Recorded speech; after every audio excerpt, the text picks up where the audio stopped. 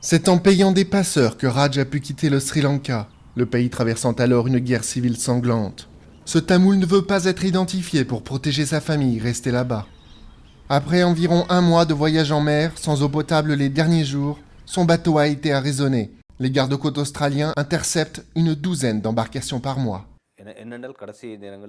Nous avons dû fuir parce que nos vies étaient menacées. J'ai bien compris les risques de prendre la mer, mais en faisant ça, j'avais au moins une petite chance de m'en sortir, de pouvoir mener une vie normale. Je serais mort si j'étais resté au Sri Lanka.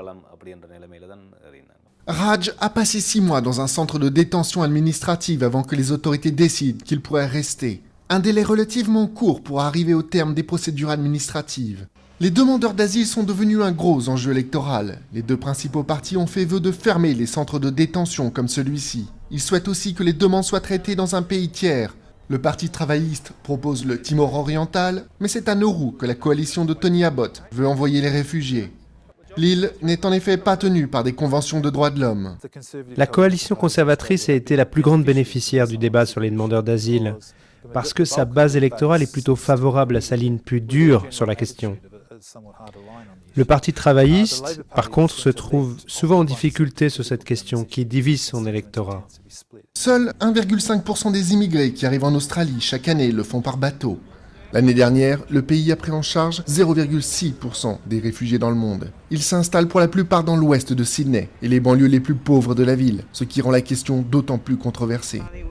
Je pense qu'il y en a trop. Je pense qu'ils devraient arrêter les bateaux complètement.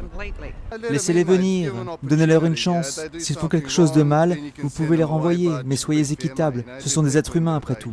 Riz Wakil, un réfugié afghan, a fui son pays après l'assassinat de ses cousins et l'enlèvement de son frère par les talibans.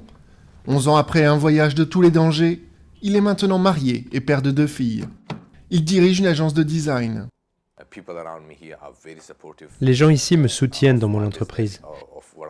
Certains se font sans doute du souci, mais je ne pense pas qu'ils représentent la majorité. Quel que soit le parti qui remportera les élections samedi, il deviendra difficile pour les réfugiés de venir s'installer en Australie. La déception est grande pour les groupes de défense des droits de l'homme. Pour eux, l'Australie devrait montrer l'exemple dans la région, au lieu de vouloir se soustraire à ses obligations internationales.